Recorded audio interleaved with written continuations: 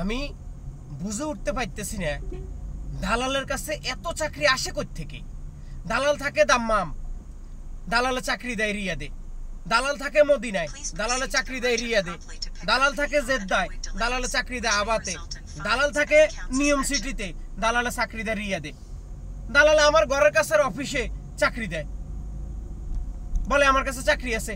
আমি যখন যাই তাদেরকে জিজ্ঞাসা করি যে ম্যানেজার সাহেব, আপনাদের একটা বিজ্ঞাপন দেখলাম যে আপনাদের কাছে নাকি চাকরি আছে, এইভাবে এইভাবে লোক নেবেন আপনারা। বলে আপনার কাছে কে বলছে? আমি বললাম দেখলাম তো কালকে ফেসবুকে একজনের স্ট্যাটাস দিছে, তার নাম্বার দিয়ে বলছে আপনাদের এখানে চাকরি আছে।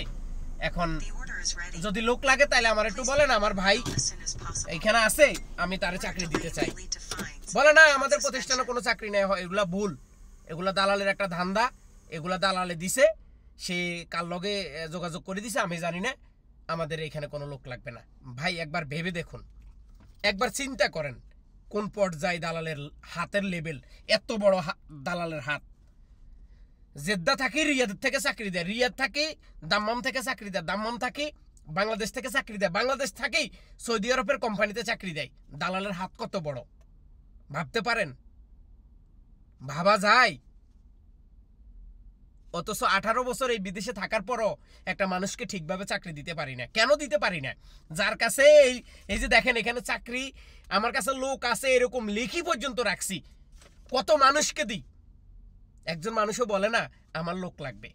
ভাই দালালের হাত কত লম্বা দেখছেন? ধরা ছোঁয়ার বাইরে। আল্লাহ দালালকে বাঁচায় রাখুক। আর দালালের মায়ের পেট যেন কখনো খালি না থাকে, দুইটা দুইটা করে সন্তান যেন জন্ম হয়।